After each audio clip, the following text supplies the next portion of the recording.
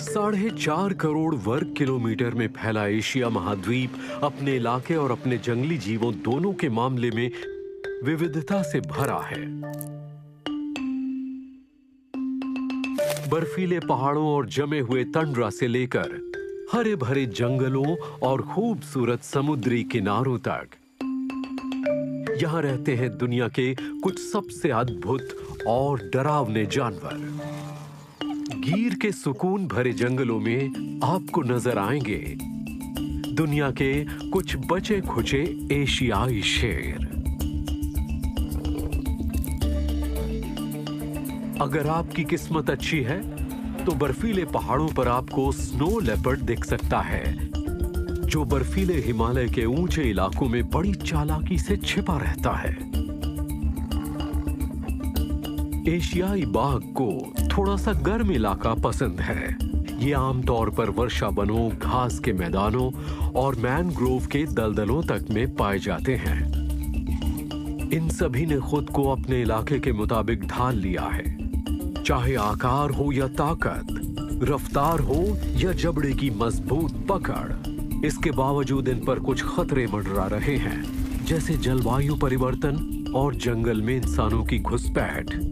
Asia में जैव विविधता को हो रहे नुकसान के दो बड़े कारण हैं। एक है जंगली जानवरों का शिकार और कारोबार, और दूसरा है जंगलों का लगातार तबाह होते चले जाना। International union for conservation of nature बेहद मशहूर संस्था जो कुदरती दुनिया के हाल सबके सामने रखती है। इनकी रेड लिस्ट में दुनिया की अनजान से लेकर खत्म हो चुकी प्रजातियों को रैंकिंग दी जाती है। वाइल्ड कैट्स के इस एपिसोड में देखिए किस तरह हमारी शाही बिल्लियों को या तो असुरक्षित या खतरे में पड़ा बताया गया है। जानवरों की 16,000 प्रजातियों को असुरक्षित बताया गया है। अफसोस 16,000 अन्य प्रजातियों को खतरे में पड़ी बताया गया है। बीते 10 सालों में इनकी तादाद 50 से 70% तक घट चुकी है। इस लिस्ट का इस्तेमाल करके हम पता लगाएंगे कि इन जंगली बिल्लियों को किन दबावों का सामना करना पड़ रहा है। इसके अलावा आपको बताएंगे एशिया की इन खूंखार और शानदार बिल्लियों के बारे में वो सब जो आप जानना चाहते हैं।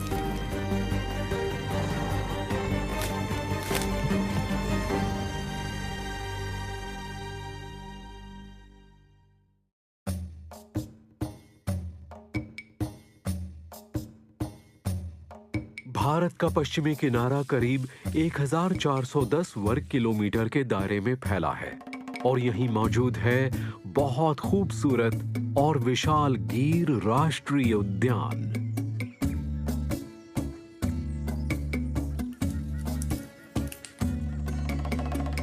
यहाँ मैमल्स, पक्षियों, कीटों और रेप्टाइल्स की 2000 से ज्यादा प्रजातियां रहती हैं। और वो सुकून भरा इलाका है जहां रहते हैं दुनिया के सारे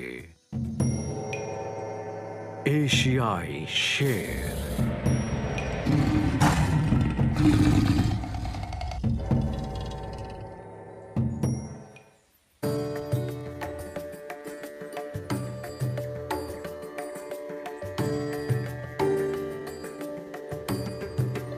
किसी जमाने में एशियाई शेर टर्की तक में पाए जाते थे। इसके अलावा पूरे एशिया में और पूरे भारत में भी। लेकिन जब दुनिया में बंदूकों का चलन शुरू हुआ तो उनका इतना शिकार किया गया कि वो खत्म होने की कगार पर पहुंच गए। शुक्र है कि सन 1965 में गिर नेशनल पार्क और अभयारण्य बना दिया गया और एशियाई शेर को खत्म होने से बचा लिया गया। ये एक ऐसे वातावरण में रहते हैं जो सवाना से मिलता जुलता है। एशियाई शेर कभी जंगलों और रेगिस्तान में पाए जाते थे। आज इनकी तादाद करीब 600 रह गई है और ये मोटे तौर पर गिर के नेशनल पार्क में संरक्षित इलाके में रहते हैं। यहाँ ये मजे से खेल सकते हैं, शिकार कर सकते हैं और बच्चे पैदा कर सकते हैं।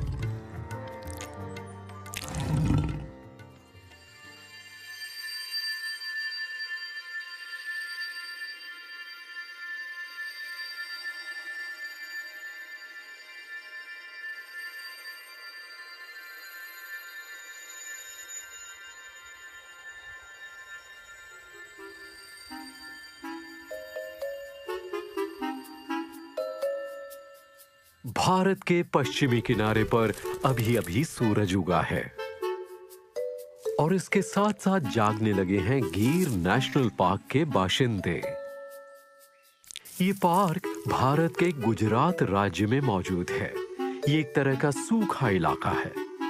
यहाँ तेंदुए भी रहते हैं और हिरण भी, गिद्ध भी और अजगर भी। यहाँ कमलेश्वर बांध में दलदल में रहने वाले मगरमच्छ फल फूल रहे हैं, साथ ही भारतीय स्किमर और पेलिकन पक्षी भी।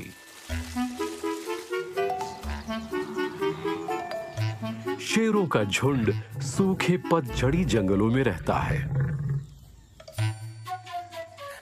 जंगल की धूल भरी जमीन पर बच्चे लौटते रहते हैं। ये इस इलाके में मजे से रहते हैं और आसपास के इलाके में पूरी तरह से रम गए हैं। इनके मटमैले शरीर इन्हें बेहतरीन ढंग से छिपने लायक बनाते हैं। जब ये भारत की चिलचिलाती धूप से बचने के लिए छाया में पनाह लेते हैं।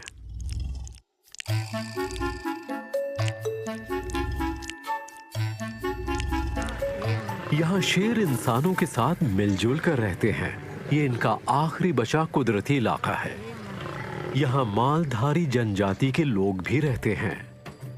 ये चरवाहे हैं और यहाँ सदियों से अपनी गायों और भैंसों के साथ रहते आए हैं।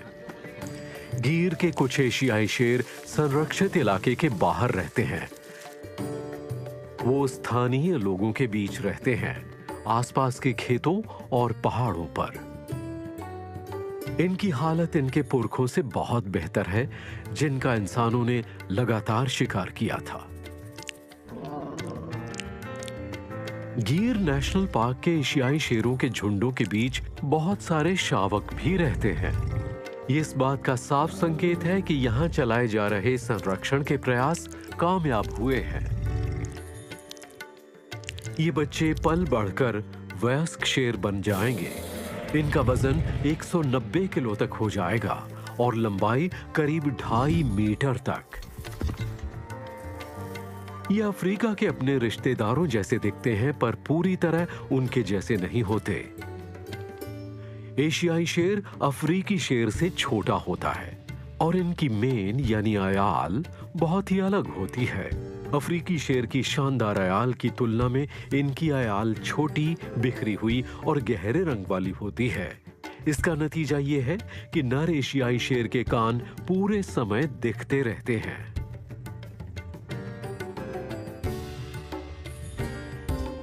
एशियाई शेर की सबसे बड़ी खासियत है इसकी चमड़ी की खड़ी सिलवटें, जो इसके पेट पर होती हैं। ये अफ्रीकी शेर में नहीं पाई जाती। एशियाई शेर के पेट की ढीली चमड़ी इसके बचाव का सबसे अच्छा तरीका होती है। ये वक्त के साथ बचाव के लिए आया बदलाव है।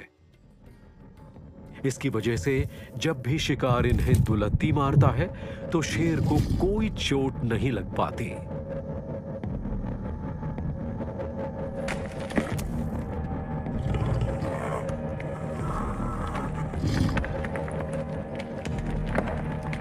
एशियाई शेर के जबड़ों की ताकत भयानक होती है, करीब 45 किलो प्रति वर्ग सेंटीमीटर।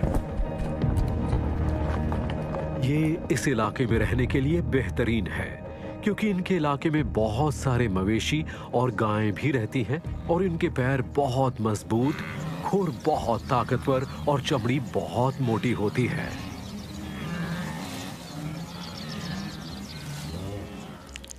एशियाई शेर की खुराक में बड़े और छोटे दोनों ही मैमल्स शामिल हैं, जैसे कि हिरण, जंगली सुअर और एंटीलोप्स।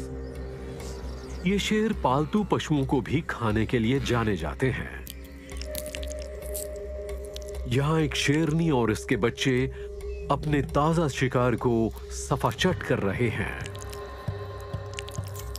इस बीच बच्चों की एक और टोली आधे खाए बचे खुचे शिकार की दावत उड़ा रही है।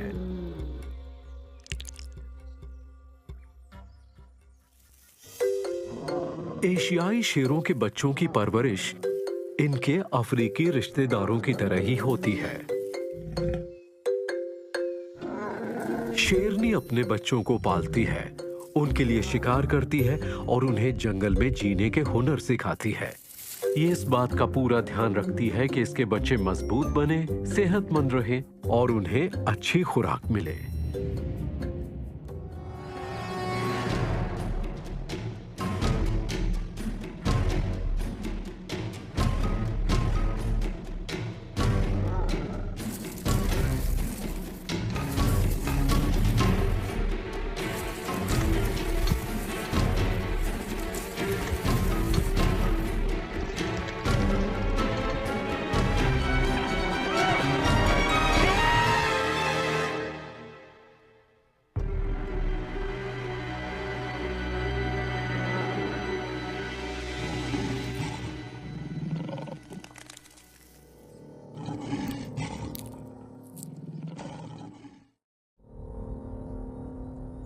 एक बार बड़े हो जाएं, उसके बाद ये बच्चे 96 किलोमीटर प्रति घंटे की रफ्तार से दौड़ सकेंगे और तब तक ये वो सारे हुनर सीख चुके होंगे जो घात लगाकर शिकार करने के लिए जरूरी हैं।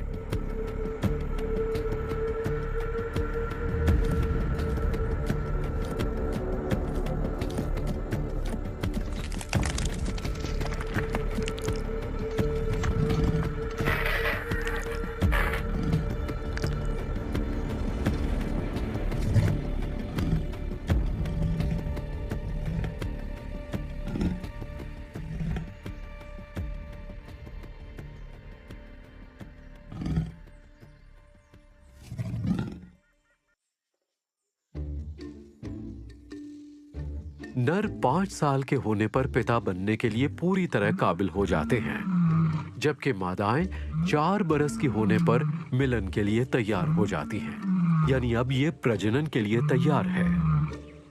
शेर मौसम के हिसाब से मिलन नहीं करते, बल्कि साल भर वो मिलन करते रहते हैं। ये जोड़ा आमतौर पर 1 मिनट से भी कम मिलन करता है, लेकिन 4-5 दिनों तक हर 15 मिनट से आधे घंटे में मिलन करता है, ताकि ये बच्चे पैदा करने में कामयाब हो जाए।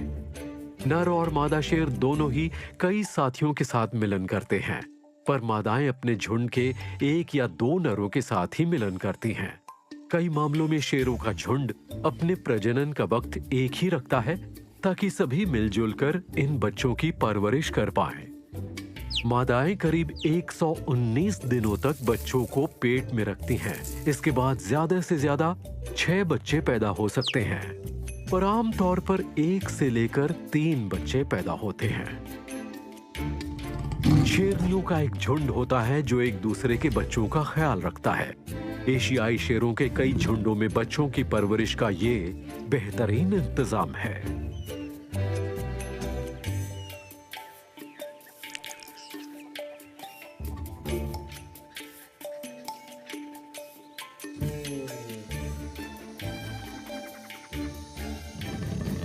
शेरनियों का ये झुंड गश्त करने निकला है और अपने इलाके में निशान लगाते हुए जा रहा है। ये सड़क पर पेशाब करते हुए जा रही हैं। इन्हें उम्मीद है कि इन्हें कोई शिकार मिल जाएगा और ये अपने झुंड और बच्चों के लिए खाने का इंतजाम कर पाएंगी। झुंड बनाकर शिकार करना इन माहिर शिकारियों के लिए सबसे ज्यादा सुरक्षित रहता है, क्योंकि इस तरह ये अपने से बहुत बड़े शिकार को भी धूल चटा सकते हैं। ऐसा शिकार जिसका वजन शेरनी के शिकार से दुगना हो।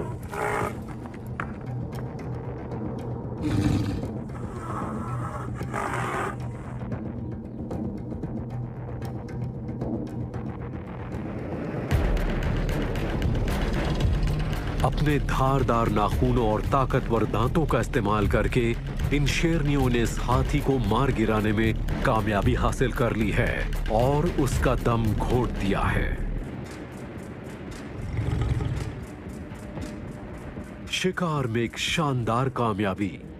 अब ये अपने पूरे झुंड का पेट अच्छी तरह भर सकेंगी।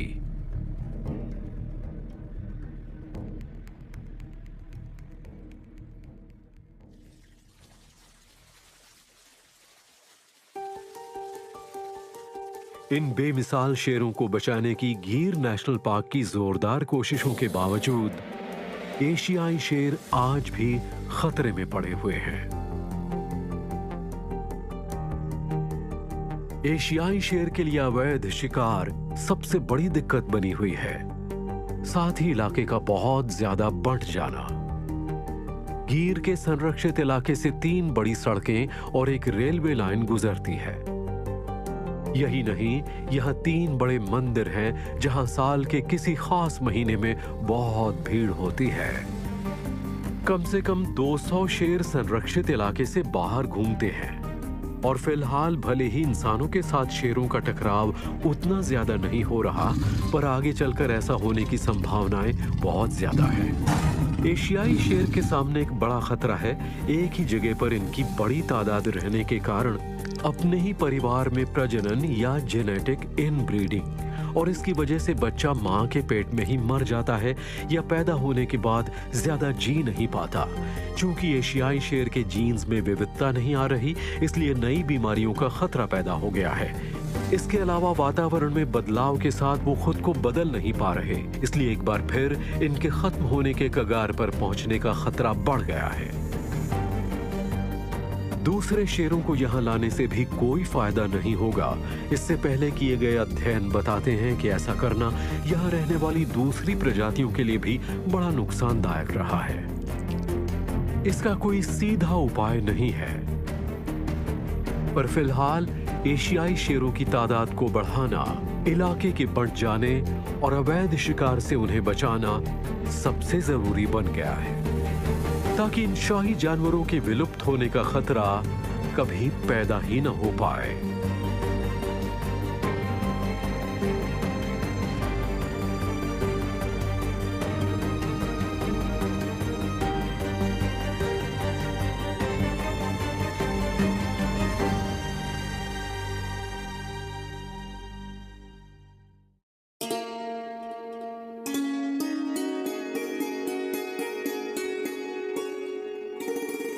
अब चलते हैं गिर नेशनल पार्क से 1400 किलोमीटर दूर।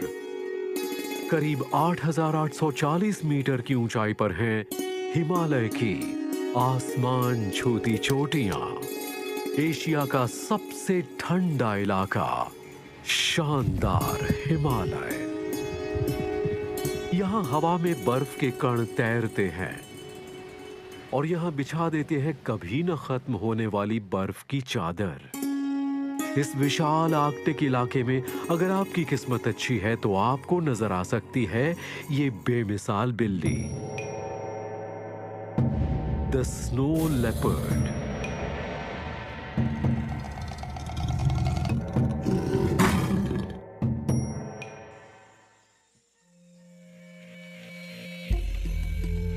नेपाल में कहावत है, ईश्वर को खोजना फिर भी आसान है, पर स्नो लेपर्ड को खोजना बड़ा मुश्किल। जंगल में इनकी तादाद 4000 से भी कम है। ऐसे में इस मुश्किल और चुनौती भरे इलाके में इनका दिखना किसी करिश्मे से कम नहीं।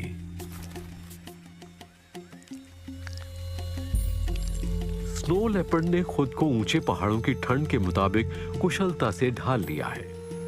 इनके मोटे फर पर गाढ़े रंग के धब्बे होते हैं और इस वजह से इस पथरीले इलाके में ये आसानी से छिप जाते हैं, और इस वजह से इन्हें बिना नजर में आए अपने शिकार तक घात लगाने की जबरदस्त काबिलियत भी मिल जाती है। स्नो लेपर्ड दूसरी जंगली बिल्लियों की तुलना में छोटी होती हैं। इनका वजन 54 किलो होता है।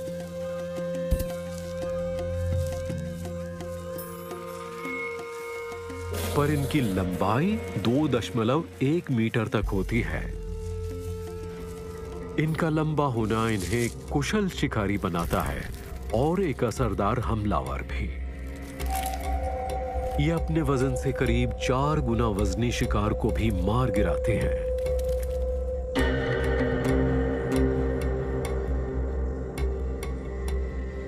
स्नो लेपर्ड खुशी खुशी पक्षियों या खरगोश को खा लेते हैं, लेकिन इन्हें यहाँ की एक जंगली बकरी आइबेक्स या मारखोर का शिकार करना ज्यादा पसंद है।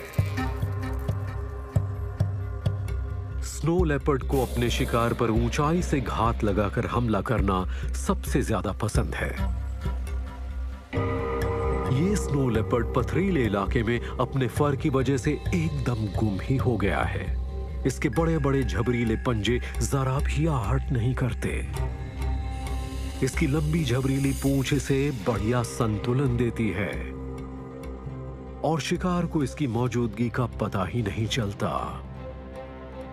पर शिकार ने स्नो लेपर्ड को देख लिया है और पीछा करने की मुहिम शुरू हो गई है। स्नो लेपर्ड 65 किलोमीटर प्रति घंटे की रफ्तार से दौड़ सकता है और पथरीली ढलानों पर बिना किसी परेशानी के दौड़ता जाता है। ये बड़ी कुशलता और आसानी से अपने शिकार के करीब पहुंचता चला जा रहा है। चाकू जैसे धारदार दांतों से झपट्टा मारकर इसने शिकार को रोक लिया। इसके जबड़ों की ताकत होती है करीब 50 किलो प्रति वर्ग सेंटीमीटर। इसे बस 2 बार बारीकी से और जोरदार तरीके से शिकार पर दांत गड़ाने हैं, इसके बाद शिकार बचकर नहीं जा सकता।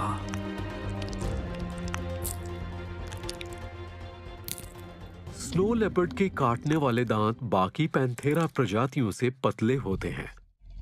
इनकी लंबाई करीब 2.5 सेंटीमीटर हो सकती है और ये किसी शिकार की खाल और उसके मांस के अंदर घुस जाते हैं ताकि चीर फाड़ कर सकें।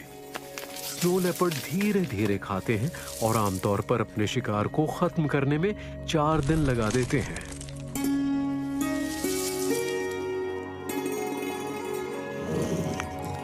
इस दौरान छिपकर रहने वाली ये बिल्ली अपने शिकार के आसपास ही रहती है। ये पथरीले पहाड़ों की दरारों और गुफाओं में छिपी रहती है। गिद्ध और कौओं जैसे मुर्दाखोरों से अपने शिकार को बचाने के लिए पूरी तरह मुस्तैद।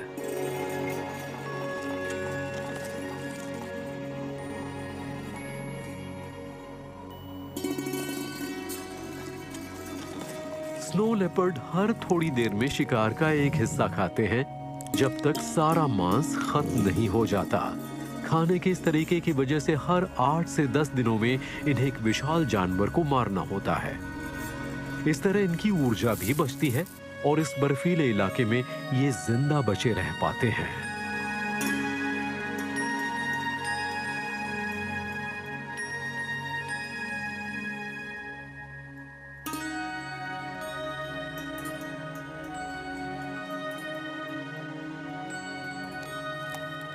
साल के गर्म महीनों में जब बर्फ पिघलती है तो पहाड़ और जंगल जैसे हरे भरे हो जाते हैं। स्नो लेपर्ड ऐसे में आसानी से खुद को ढाल लेता है। इसकी गहरी धूसर खाल पीले रंग की हो जाती है। इसका धब्बेदार शरीर पत्तों और डालियों की छाया में बिल्कुल गुम हो जाता है और चटकीली रोशनी में इसे पहचानना मुश्किल बन जाता है। इस वजह से पहाड़ी तलहटियों की झाड़ियों के बीच शिकार करना इसके लिए आसान बन जाता है।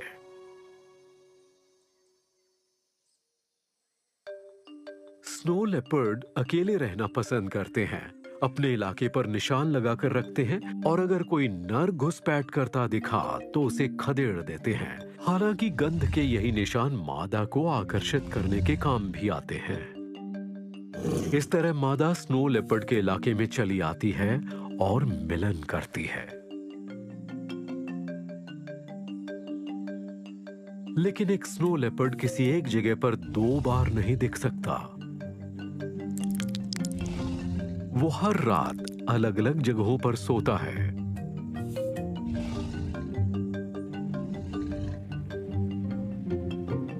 ये लगातार चलता रहता है। आमतौर पर ज्यादातर स्नो लेपर्ड अपने पहाड़ी इलाके में एक रात में 40 किलोमीटर तक का सफर तय करते हैं। एक स्नो लेपर्ड को अपने इलाके से 603 किलोमीटर का सफर तय करते भी देखा गया है।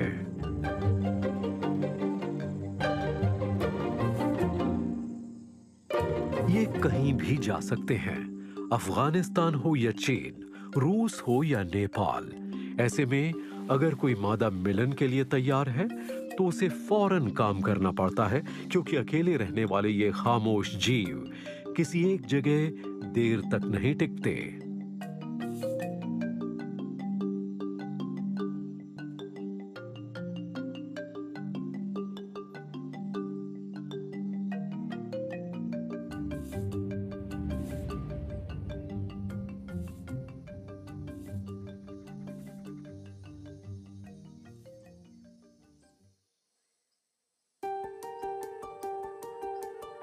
1000 साल तक स्नो लेपर्ड इन पहाड़ों पर राज करते रहे हैं, पर अब इनकी तादाद तेजी से कम हो रही है। इंसानी बस्तियों और मवेशियों को चराने की वजह से इनका इलाका सिकुड़ता चला जा रहा है। कभी यहां इनकी बहुत बड़ी तादाद हुआ करती थी, पर आज जंगल में इनकी तादाद 4000 से भी कम रह गई है। अगले 20 सालों में इसमें 10% की गिरावट आने की संभावना है। इनका इलाका तकरीबन 51 लाख वर्ग किलोमीटर में फैला हुआ है, पर इसके बावजूद IUCN ने इन्हें असुरक्षित बताया है। ताकतवर स्नो लेपर्ड का सबसे बड़ा दुश्मन है इंसान। शिकार, इलाके का सिकुड़ते जाना, शिकार में कमी और टकराव के दौरान बदले में इन्हें मार डालना, इन सभी वजहों से इस जंगली बिल्ली का अस्तित्व खतरे में है।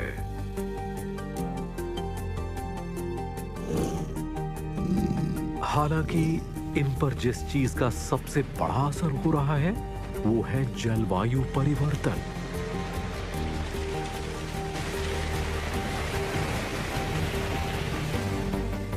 पूरी दुनिया का तापमान बढ़ने से इनका बचे रहना मुश्किल हो गया है।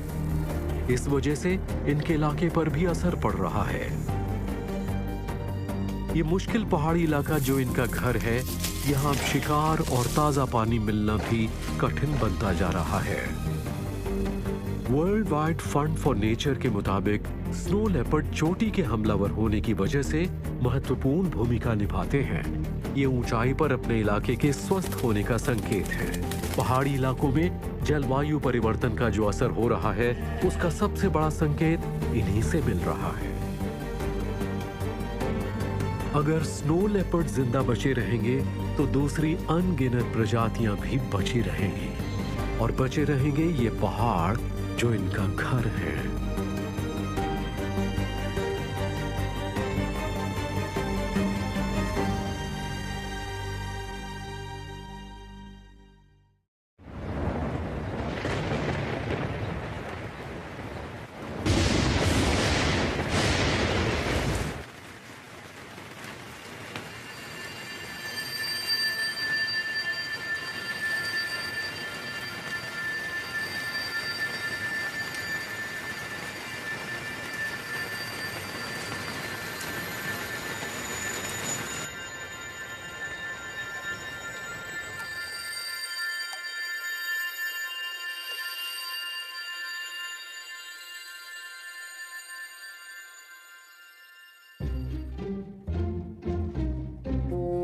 एशिया महाद्वीप, दुनिया की सबसे ज्यादा जंगली बिल्लियां यहीं रहती हैं।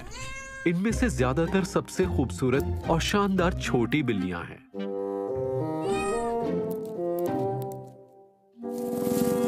यहाँ क्लाउडेड लेपर्ड भी रहते हैं, जो दक्षिण पश्चिम एशिया के क्लाउड फॉरेस्ट में रहते हैं। ये धरती पर बिल्लियों की सबसे प्राचीन प्रजातियों में से एक है। सिर से पैर तक इनके बदन पर बड़े से धब्बे होते हैं, मानो बादलों का गुच्छा हो। ये तेंदुए किसी विशाल पेड़ की डाली पर नजर आते हैं या फिर जंगल की जमीन पर मौज मस्ती करते हुए। यहाँ बहुत ही अनूठी और झबरीली पैलेसिस कैट भी पाई जाती हैं। ये तुर्कमेनिस्तान से लेकर रूस और चीन तक कहीं भी देखी जा सकती हैं। एशिया के ठंडे पहाड़ों पर पाई जाने वाली ये झबरीली बिल्लियां चट्टानों पर सुस्ताती देखी जा सकती हैं या फिर घास वाले मैदानों पर भटकती हुई।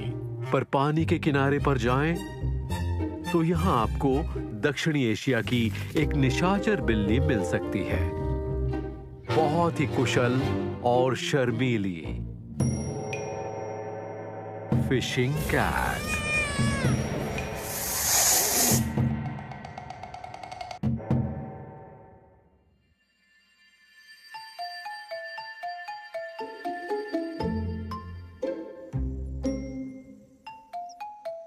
ये एशियाई महाद्वीप की सबसे अनूठी बिल्लियों में से एक है। फिशिंग कैट अक्सर रात को भटकती हुई नजर आती है। इन्होंने पानी के पास रहने और मछली पकड़ने के लिए खुद को ढाल लिया है। इनके सामने वाले पैर थोड़े थोड़े जालीदार होते हैं और इनके नाखून जरूरत पड़ने पर बाहर निकल सकते हैं और फिर से अंदर सिकुड़ भी सकते हैं। इस तरह ये अपने पंजों से मछली को बाहर खींच सकते हैं।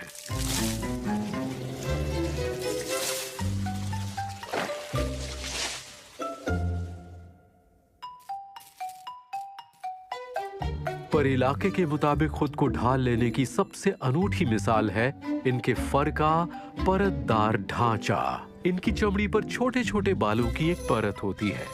ये इतनी घनी होती है कि पानी भी यहाँ तक पहुँच नहीं सकता, मानो कुदरत ने इसे ठंड से बचाने के लिए गर्म कपड़े पहना दिए हों। इस तरह ये बिल्ली सूखी और गर्म रहती है। मछली पकड़ने जब पानी में उतरती है तब भी ठंड इसे परेशान नहीं करती। फिशिंग कैट को एम्फिबियंस पसंद है। ये अपने पंजों से उन्हें पकड़ लेती हैं और फिर दांतों से चबा डालती हैं।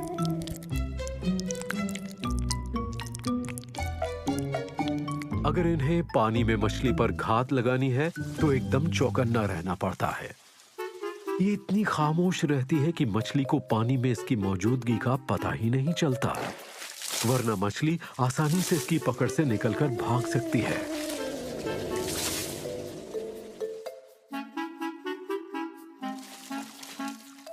इस फिशिंग कैट की आंखें धारा में मौजूद एक छोटी मछली पर टिकी हैं।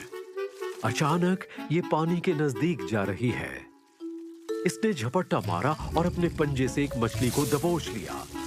मछली उसकी पकड़ से निकलने के लिए छटपटा रही है और पानी के छींटे उड़ रहे हैं, पर कोई फायदा नहीं। इस मछली की कहानी खत्म हो चुकी है। इन्हें फिशिंग कैट यूं ही तो नहीं कहते ना।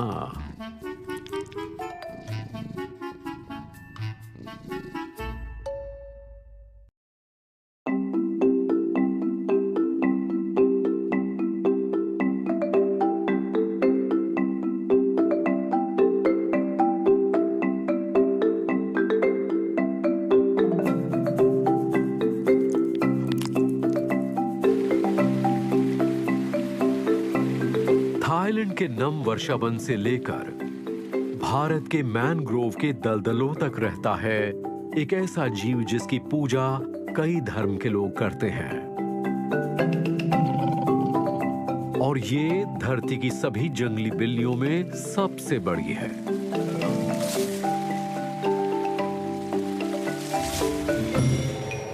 ये है बाघ, द टाइगर।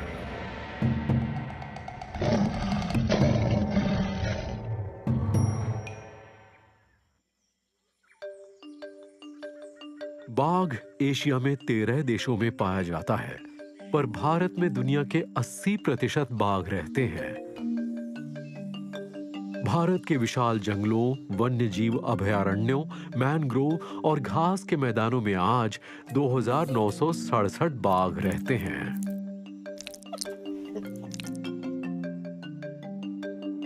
एशिया के जंगलों में धूप खिली है और सबसे बड़ी जंगली बिल्ली शिकार करने निकली है। काली खड़ी धारियों और नारंगी रंग के अपने खास शरीर के बावजूद बाघ जंगल में कुशलता से छिप जाता है। इसके गद्दीदार पैर जंगल की ऊबड़ खाबड़ जमीन पर इसके चलने की आहट तक नहीं होने देते।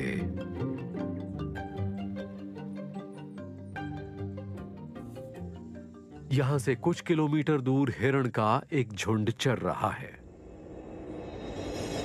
इनकी तादाद ही इनकी सुरक्षा है। इन्हें अंदाजा तक नहीं कि खतरा इनकी तरफ बढ़ रहा है। पत्तीदार झाड़ियों के बीच से झांकते हुए बाघ को हिरण नजर आ गए हैं। तैयारी करते हुए बाघ अपने जबड़ों को खोल और बंद कर रहा है। इसके जबड़ों की ताकत करीब 72 किलो प्रति वर्ग सेंटीमीटर होती है।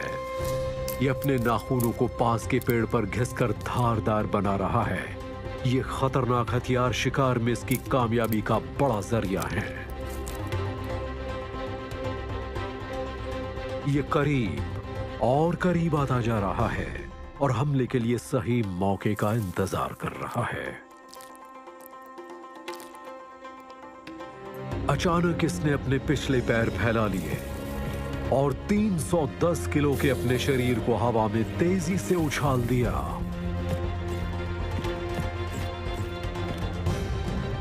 कमाल की बारीकी दिखाते हुए इसने एक बेफिक्र हिरण के पिछले हिस्से को दबोच लिया है।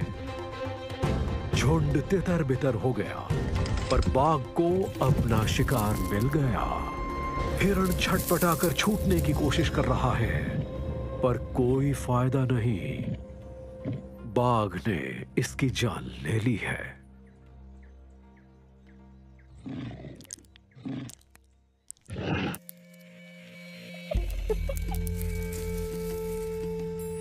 शिकार में बहुत माहिर बाघ इन जंगलों पर राज करते हैं।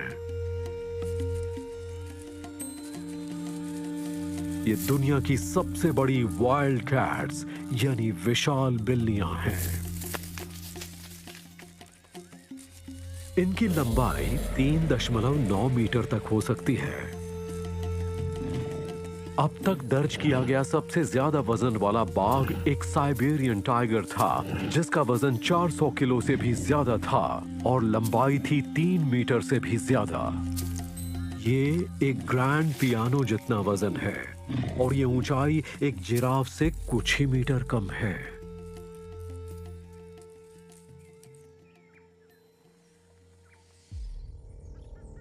बाघ लड़ाई की कला में माहिर जीव हैं। इनकी रफ्तार 65 किलोमीटर प्रति घंटे तक हो सकती है। इनके धारदार दांत, खतरनाक नाखून और जबड़ों की बेमिसाल ताकत। इसके बावजूद जब कोई बाघ दूसरे इलाके में कदम रखता है तो फैसला लड़ाई से ही हो पाता है। पहले ये डराने का पैंतरा आजमाते हैं, घुसपैठिए पर हुर्राते हैं, अपने दांत दिखाकर डराते हैं और तन कर खड़े हो जाते हैं। इनके दांत बहुत खतरनाक और चीर फाड़ करने में माहिर होते हैं। कमजोर दिल वाले तो इन्हें देखकर ही भाग खड़े होते हैं, पर अगर इतने से ही घुसपैठिया बाघ डर कर पीछे नहीं हटता तो अपने इलाके की हिफाजत के लिए इन्हें लड़ाई करनी पड़ती है। इनके जबड़े तेज और खौफनाक नुकसान पहुंचाने के लिए ही बने हैं और नाखून करीब 5000 किलो की ताकत लगा सकते हैं, यानी ये लड़ाई जानलेवा बन सकती है। अगर बाघ लड़ाई नहीं करना चाहता तो उसे एक तरफ करवट लेकर लेट जाना पड़ता है। ये दिखाता है कि इसने हथियार डाल दिए हैं और हार मान ली है और पीछे हटने को तैयार है।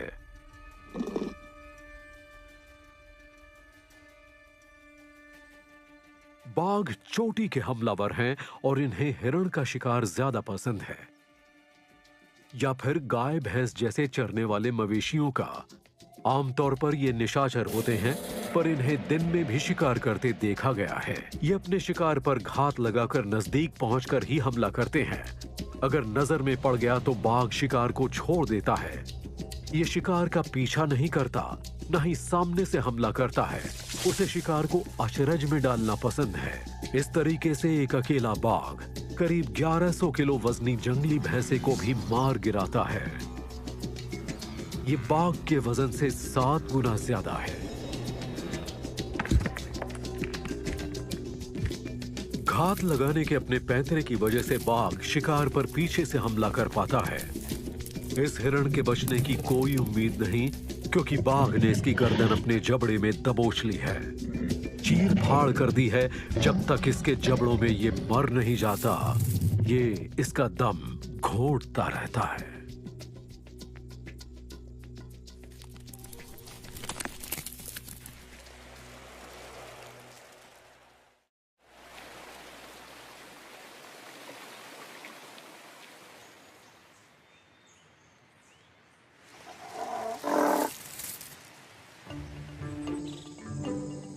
बाघ ज्यादातर अकेले जीते हैं।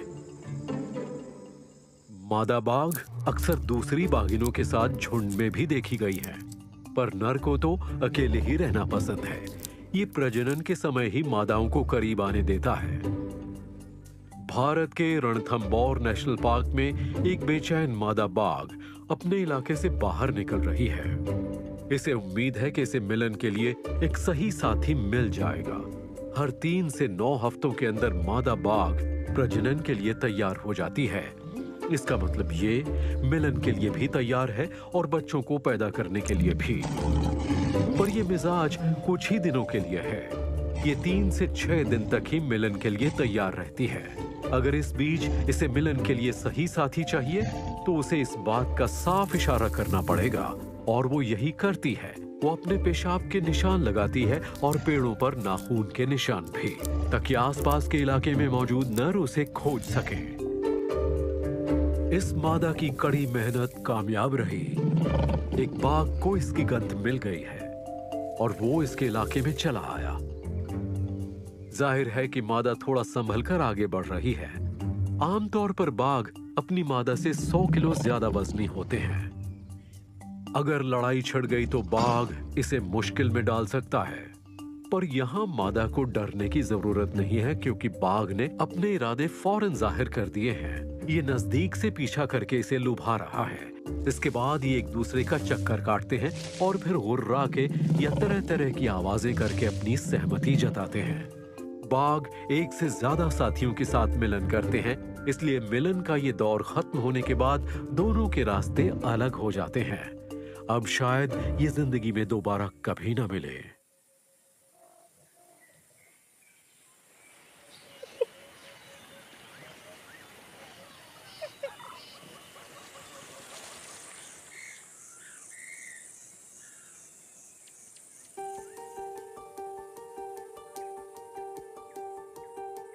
किसी जमाने में विशाल बाघ पूर्वी टर्की से लेकर इंडोनेशिया द्वीप तक फैले हुए थे। आज इनका 95% ऐतिहासिक इलाका खत्म हो चुका है। आज इनके इलाके को तबाह किया जा रहा है, खराब किया जा रहा है और इंसान ने उसे बिखेर कर रख दिया है। और इसका नतीजा ये है कि आज बाघों की 80% तादाद सिर्फ भारत में रहती है। इनके इलाके के लगातार तबाह होने की वजह से बाघों की तादाद तेजी से घटी है और IUCN ने इन्हें खतरे में पड़ी प्रजाति बताया है। जंगली बाघों पर सबसे बड़ा खतरा है अवैध शिकार का। बाघ का हर हिस्सा, उसकी मूंछों के बालों से लेकर उसकी पूंछ तक, जंगली जानवरों के गैर कानूनी बाजार में देखे गए हैं। इनकी हड्डियों का इस्तेमाल आदिवासी इलाज में करते हैं, जबकि कुछ सभ्यताओं में इनकी खाल को दिलेरी की निशानी माना जाता है। अगर एक भी बाघ की मौत होती है तो पहले से ही सिकुड़ती जा रही इनकी तादाद पर गहरा असर पड़ता है। अगर बच्चों वाली एक मादा बाघ मारी जाती है तो अपनी मां के बिना इसके बच्चे अक्सर बच नहीं पाते।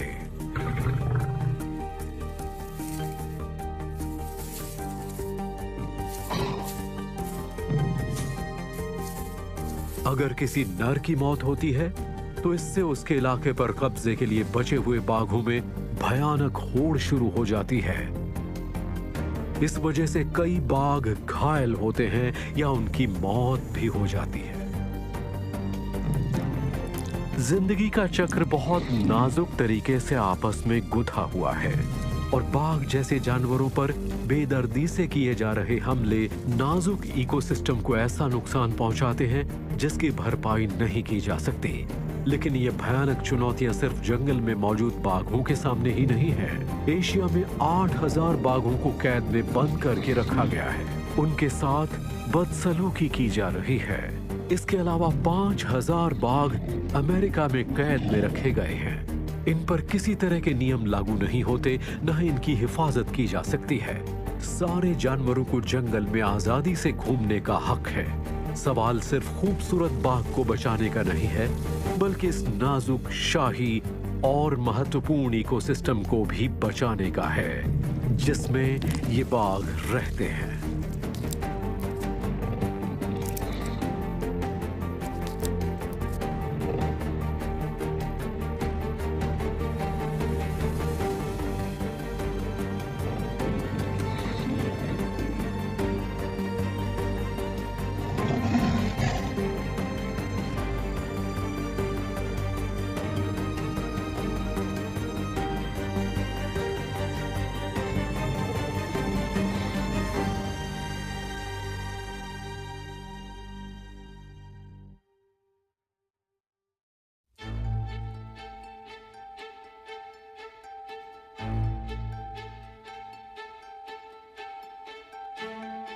भारत के दलदलों पर सूरज डूब रहा है और हिमालय की बर्फीली चोटियों पर अंधेरा घेर आया है।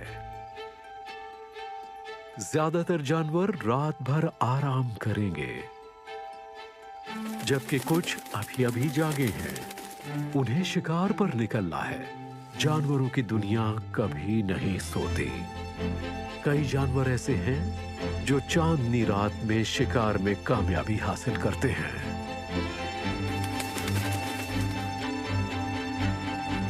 जबकि कई ऐसे हैं जो इन भयानक जंगली बिल्लियों के नुकीले दांतों और ताकतवर जबड़ों का शिकार बन जाते हैं। संसार में जीवन चक्र यूं ही चलता रहता है।